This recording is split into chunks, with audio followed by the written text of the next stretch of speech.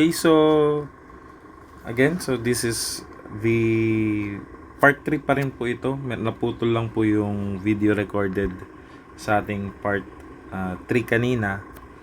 So kasi karoon ng technical problems. So para hindi na ganong malaki yung babaguhin natin, kasi ang nagamit ko ditong depth ay 400 all throughout. No? So, yung given na lang ang gawin nating 400 to. Para hindi na ganong papalitan yung value nito. Okay, so AB, what is A? The value of A here is, so this is the part 3B. Yung kanina is part 3A. Okay? Ang A natin na na-compute ay 189.18. Tapos multiply by the width B, 300. Tapos D minus A over 2. What is D? 440. Minus kalahati ng A, 189.18 over 2. Okay? So that is MN. So let's compute for the nominal moment capacity. So the nominal moment capacity is 466.56 kilonewton meter. Okay? So kung gusto niyo ma-check yan, pwede naman gamit kayo ng ASFY D minus A over 2. Okay, wala po tayong multiplication ng reduction factor since ano po yan? Nominal lang siya, no? Nominal moment capacity lang. So ito ay meron tayong bakal na apat na, ang area ay 804 multiply by Fy na 420 megapascal. Tapos ang effective depth po natin ay 400 minus kalahati po ng value ng A, 189.18 over 2. Okay? So dapat parehas sila, or kung hindi man parehas, dapat minimal lang yung discrepancy, no?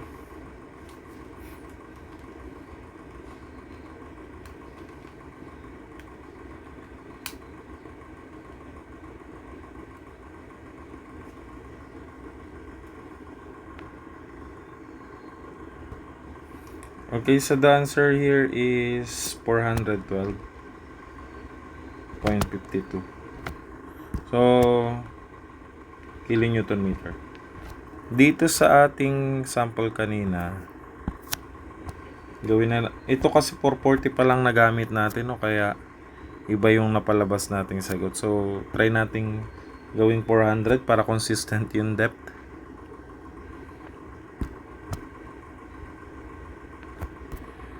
Okay, so 400, kung yan ay 400, so magiging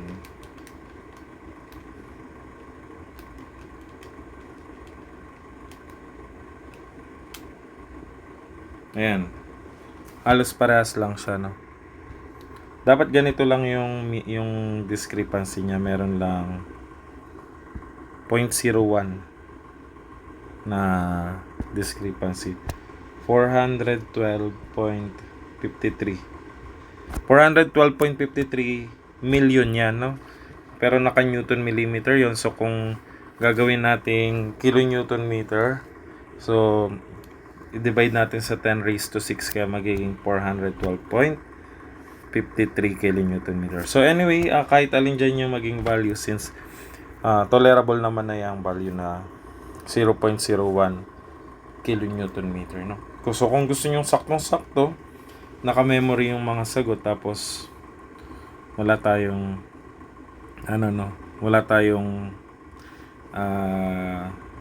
rounding off na gagamitin.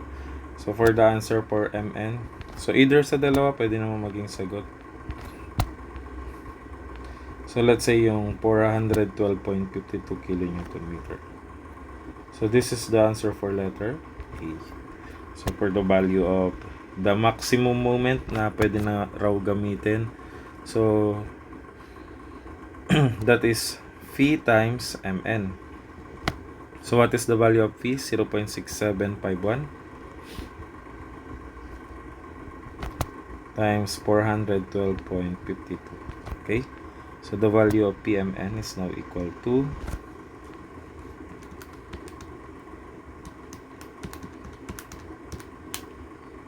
278.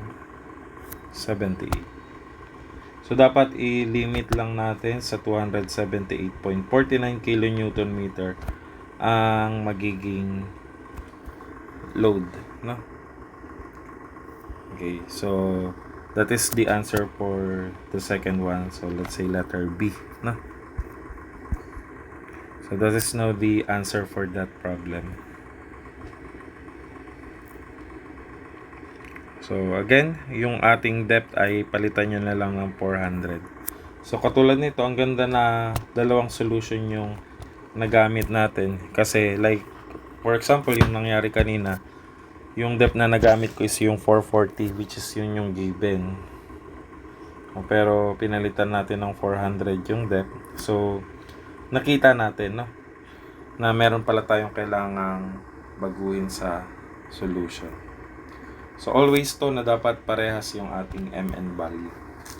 So yan po yung sa part 3B ng ating discussion, no? So mula po dito sa discussion na to hanggang dun sa baba. So yun lang po for today's video, and I hope you learn a lot from this video tutorial. So thank you for watching, and again, this is Engineer Rex, and see you soon sa mga susunod pang video tutorial. Thank you for watching.